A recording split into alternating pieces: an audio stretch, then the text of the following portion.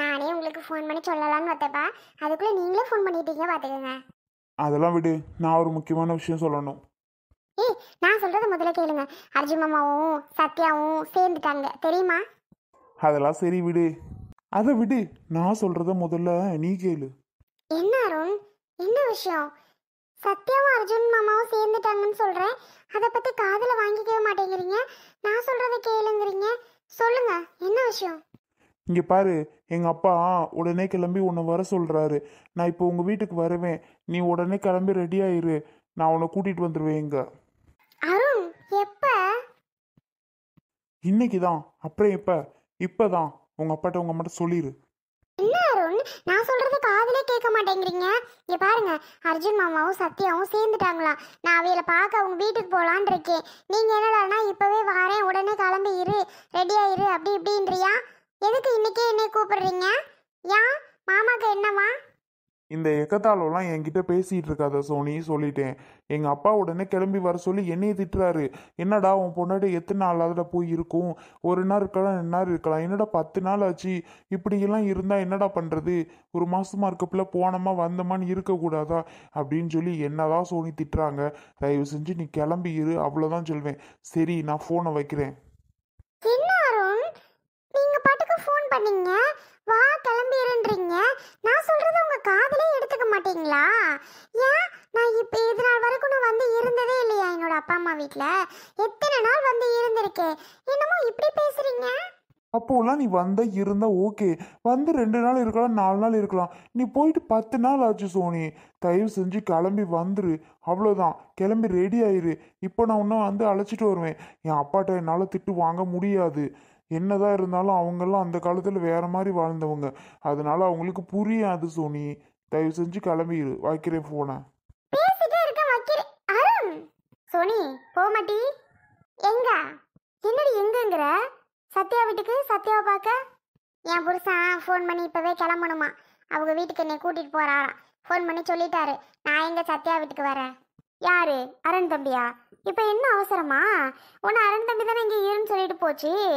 ஏன் நீ ஃபோன் பண்ணி சத்யா வீட்டுக்கு போறேன்னு சொல்ல வேண்டியதாடி? அப்புறம் எப்படி உன்னை கிளம்ப சொல்லும்? நீ வேறம்மா, நானே அர்ஜுனும் சத்யாவும் சேர்ந்துட்டாங்கன்னு சொல்லிட்டு இருக்கேன். அதையே அவர் காதில் வாங்கலை. இப்போதான் நான் சத்யாவை பார்க்க போறேன்னு மட்டும் சொன்னா மட்டும் அவர் காதில் வாங்க போறாரு? கிளம்பி இருக்கணுமா, அவர் வந்து என்னை கூட்டிட்டு போவாராம். வேற வழி இல்லை, அப்புறம் என்ன பண்றது, நான் கிளம்பி தான் ஆகணும். சரிம்மா, எத்தனை நாளைக்கு இருப்ப? கோவம் வந்துருச்சு போல, அதனால தான் கிளம்ப சொல்லுது. இருந்தாலும் உன்னை விட்டுட்டு இருக்க முடியல, அதுக்கு தான். சரிதா, நீ கிளம்பு, நானும் அப்பாலும் போய் பார்க்குறோம். வேற என்ன பண்றது, வசந்தி வாரம்னா. சரிம்மா, சத்யா ஒருட்டு பார்த்துடலான்னு நினச்சேன். அருண் தம்பிக்கிட்ட சொல்லிடி, அருண் தம்பி உன்னை என்ன கூட்டிகிட்டு போக மாட்டேன்னா சொல்லும். அதெல்லாம் கூட்டிகிட்டு போய் அவளை காமிக்கிறோம். சொல்லு, கூட்டிகிட்டு போவோம். நீ வேறம்மா, பேசாம போ அங்கிட்டு. நான் இருக்க கோவத்தில் அருண் ரொம்ப தான் பண்ணுறான் என்னமோ இன்னைக்கு. பேசிட்டு அவனை பார்த்துக்கிறேன் வீட்டுக்கு போயிட்டு.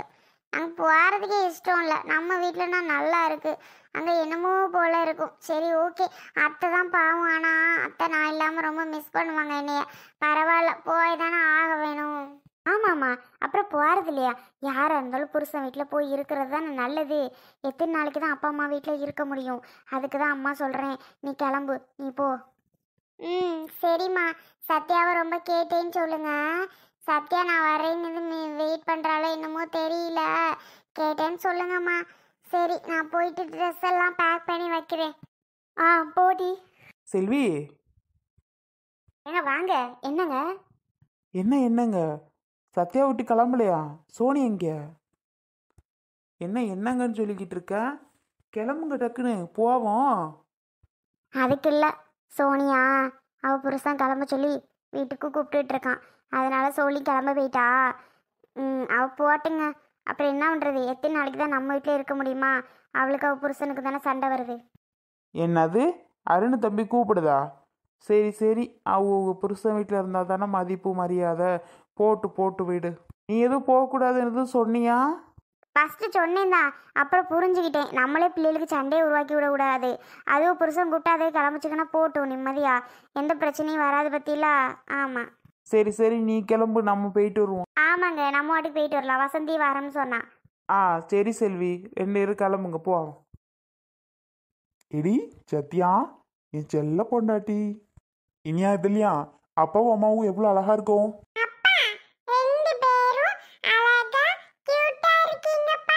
பாருங்க உங்க பொண்ணு பேசுறத. என்ன மாமா இப்படியெல்லாம் பேச கத்துக்கிட்டா?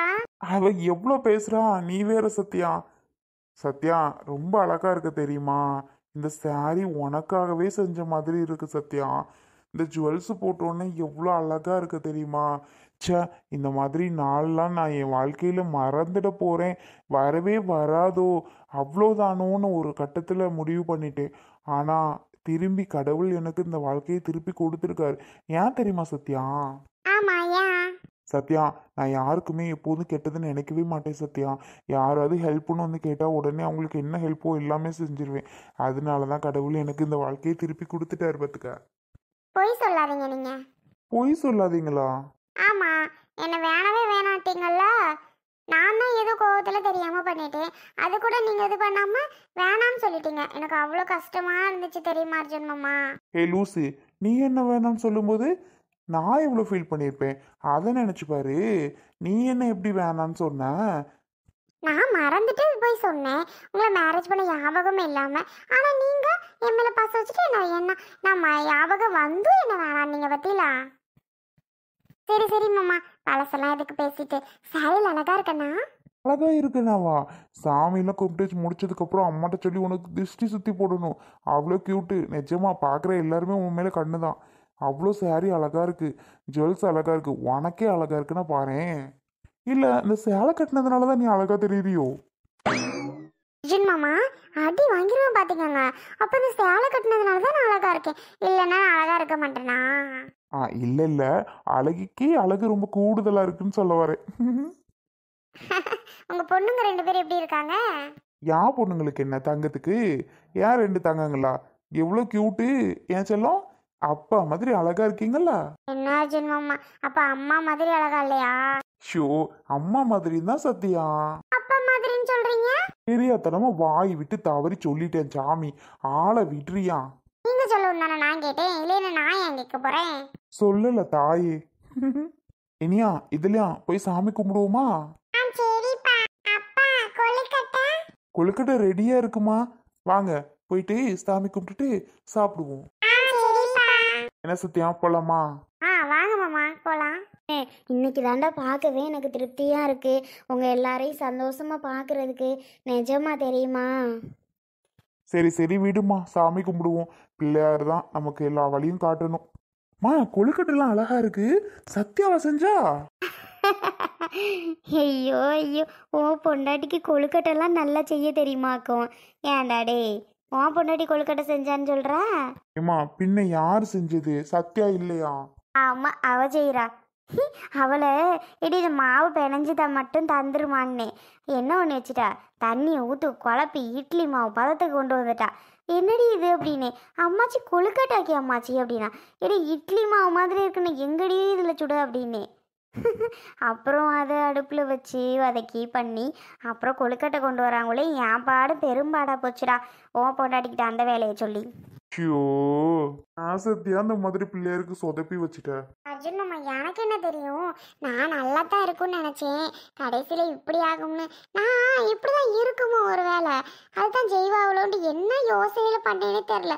நான் வாட்டு கோதுமை மாவு கரைக்கிற மாதிரி கரைன்னு கரைச்சிட்டேன். கடைசியில் அம்மாச்சி ஏண்டி இதில் இப்படி நான் செய்ய அப்படின்ட்டு அவ எனக்கே பாவமாக போச்சு. ஆனால் எப்படி இவ்வளோ அழகாக கொண்டு வந்தாங்கன்னு தெரியல. அதெல்லாம் எக்ஸ்பீரியன்ஸ் மேடம், எக்ஸ்பீரியன்ஸ். அர்ஜுனே, சாமி கும்பிடுங்கப்பா. மியா குட்டி, என்ன சாமி கும்பிடுவீங்க 2 பேரும்? என்ன சாமி கிட்ட வேண்டிக்குவீங்க? அப்பா, நானே அப்பா நல்லா இருக்கணும், அம்மா நல்லா இருக்கணும், நான் நல்லா இருக்கணும், பாப்பா அப்பத்தா எல்லாரும் நல்லா இருக்கணும்னு சாமிகிட்ட வேண்டுவேன்ப்பா. ஐயோ தங்கங்களா, சரிடா தங்கம். இதுலையா நீ என்ன வேண்டிக்குவ சாமி கிட்ட? அப்பா, நானே நல்லா படிக்கணும், அம்மாச்சி தாத்தா நல்லா இருக்கணும், சித்தி பாப்பா நல்லா இருக்கணும், சித்தி நல்லா இருக்கணும், சித்தப்பா அம்மா அப்பா அப்பத்தா எல்லாரும் நல்லா இருக்கணும்னு வேண்டிக்குவேன். வசந்தி அத்தை, ஜெயஸ்ரீ அக்கா, தம்பி, மாமா, குட்டி தம்பி மாமா எல்லாரும் வேண்டிக்குவேன். இம்மா என் பிள்ளைய அது இப்படி பேசுறது? ஆத்தாடி, நம்பவே முடியலையே. ஏ இதல்லையா குட்டி, அப்பாட்ட இப்படி பேசுறீங்க? நீ ஏன் அப்படி பேசுறது? கொஞ்சம் கூட நம்ப முடியலம்மா. சரி சரி, இவ்வளோ அறிவா இருக்குதுங்க என் பிள்ளைங்க. வணக்கம் உறவுகளே, எல்லாரும் எப்படி இருக்கீங்க? எல்லாரும் நல்லா இருப்பீங்கன்னு நினைக்கிறேன். அதுக்கப்புறம் விநாயகர் சதுர்த்தி நல்வாழ்த்துக்கள் எல்லாருக்கும். இனி இனி வர்றப்போக எல்லா நாட்களும் உங்களுக்கு சிறப்பாக அமையணும்னு பிள்ளையார்கிட்ட வேண்டிக்கிருவோம். அப்புறம் நாங்கள் ரெண்டு பேரும் சேர்ந்ததுன்னு பற்றி உங்களுக்கு ரொம்ப சந்தோஷம்னு எனக்கு தெரியும். அப்புறம் எங்கள் ஜோடி எப்படி இருக்குன்னு சொல்லிடுங்க. அனைவருமே விநாயகர் சதுர்த்தி சிறப்பாக கொண்டாடி இருப்பீங்க, எல்லாம் தெரியும். எல்லாரும் கொழுக்கட்டை செஞ்சு நல்லா சாப்பிட்ருப்பீங்களா? சாப்பிட்டீங்களா? எல்லாம் சொல்லுங்க. அப்புறம் நம்மளோட வீடியோஸ்லாம் உங்களுக்கு பிடிச்சிருந்துச்சுன்னா கண்டிப்பாக லைக் பண்ணிடுங்க, ஷேரும் பண்ணிடுங்க. அப்புறம் கமெண்ட் பண்ண மறந்துடாதீங்க.